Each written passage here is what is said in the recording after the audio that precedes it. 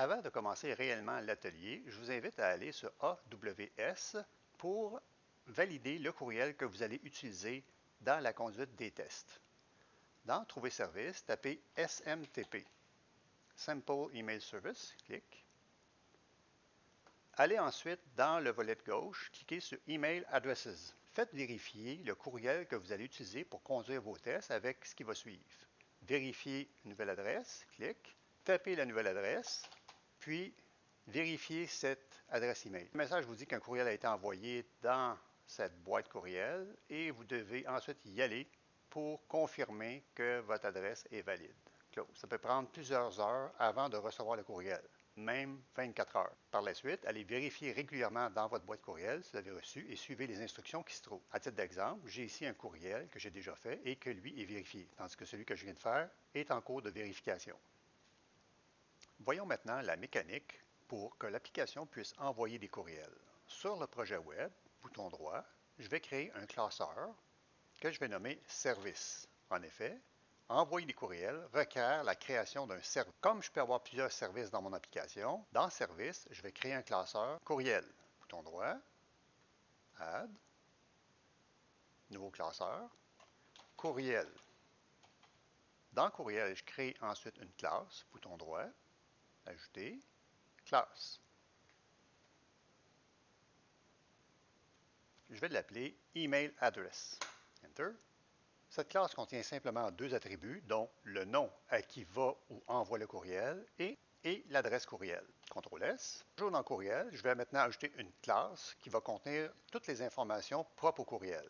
Bouton droit, Ajouter, classe. Je vais l'appeler Email Message. J'ajoute les attributs suivants.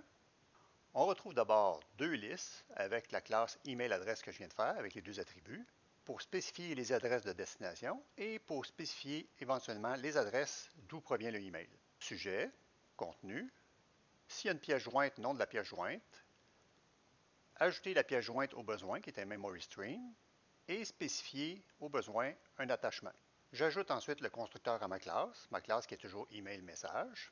Lorsque la classe est créée avec un new, deux listes sont créées, à savoir les adresses de destination et les adresses sources.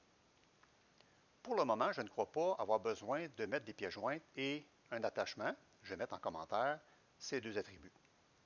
Usage futur. J'ajoute maintenant une autre classe qui va me permettre de configurer mon serveur de courriel. Sur Courriel, bouton droit, Ajouter, classe. Je vais l'appeler Email Configuration. Je vais ajouter les attributs suivants. Le nom du serveur SMTP, le port utilisé, le nom d'utilisateur, le password et différentes autres informations sur le type de serveur. Je vais déclarer une interface pour cette classe, toujours dans le but de éventuellement satisfaire des tests unitaires. Bouton droit, générer l'interface dans un nouveau fichier. Il est apparu, je m'en viens ici. Et je vais reprendre la liste de propriétés que j'ai mis dans Email Configuration ici, mais soit en lecture ou en écriture seulement. C'est les mêmes choses, c'est les mêmes informations que je retrouve dans ma classe. Certains sont en lecture seulement. CTRL S. Reste à faire la classe qui est proprement le service. Sur Courriel, bouton droit, Ajouter, classe. Je vais appeler Email Service. Je vais d'abord faire un constructeur car j'ai besoin d'injecter des services dans mon constructeur. CTOR, tab. Et je vais injecter les deux services suivants dans ma classe. Classe email configuration que j'ai déjà faite et eLogger qui me permet de tenir compte des erreurs potentielles dans un log. Très important. Et je déclare des variables pour contenir les paramètres reçus. Clique dessus. CTRL point. Create and assign field. J'ai comme convention d'ajouter un souligné pour les variables privées.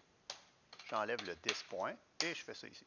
Même chose pour logger, clic, CTRL point, create and assign field, fois le souligner, CTRL S. Il me reste à ajouter maintenant la méthode qui va envoyer en tant que tel l'email, une méthode qui est asynchrone, enter, début, CTRL V. Je clique d'abord sur même message, CTRL point, pas trouvé. En effet, je dois ajouter un package NuGet